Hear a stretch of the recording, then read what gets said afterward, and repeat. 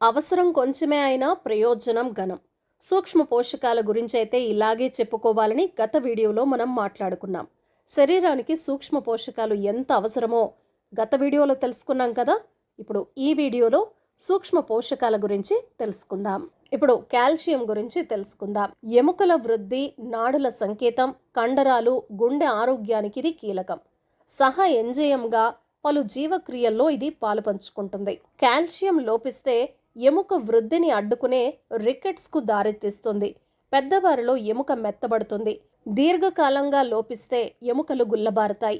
గోళ్ళు పెలుసుగా అవ్వటం, కండరాల నొప్పి, కండరాలు పట్టేయటం, చర్మం మీద దద్దుర్లు, పిప్పిపళ్ళు, గుండె లయ తప్పటం వంటివి తలెత్తవచ్చు. కాల్షియం పాలు, పెరుగు, పన్నీర్, జున్ను వంటి పాల ఉత్పత్తుల్లో దండిగా ఉంటుంది.